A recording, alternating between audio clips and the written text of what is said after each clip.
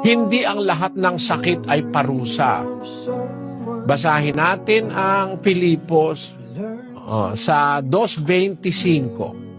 Ngunit inakala kong kailangang suguin sa inyo si Epafrodito na aking kapatid at kamanggagawa at kapwa-kawal at inyong sugo at katiwala sa aking kailangan.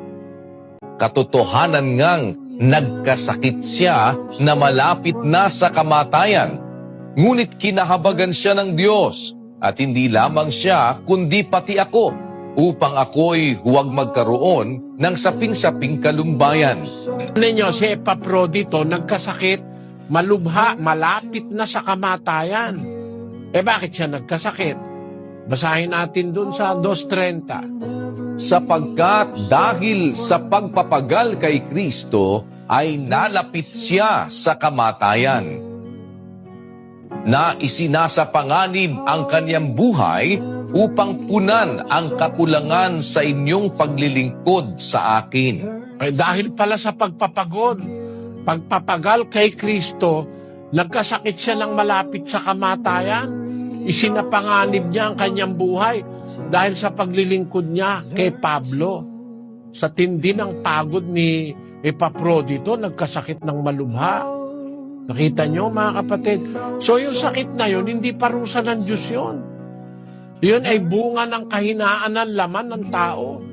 Kasi merong sakit, hindi kaya ng laman mo kahit hindi ka nagkakasala, nagkakasakit ka. Halimbawa, sabi ng mga doktor, pag humina ang iyong immune system, tatalaban ka ng virus, makakasakit ka.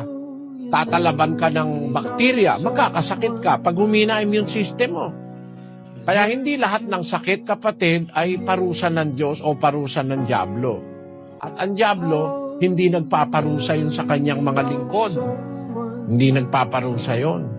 Kaya alisin mo sa isip mo yun, kapatid, na ang sakit ay parusa. Merong sakit na parusa dahil sa ginagawang masama. Pero kung wala ka namang ginagawang masama, maaaring ang sakit ay daladala ng environment, ng kahinaan ng laman, o ng sobrang pagpapagod, at ng maraming ganun kasi.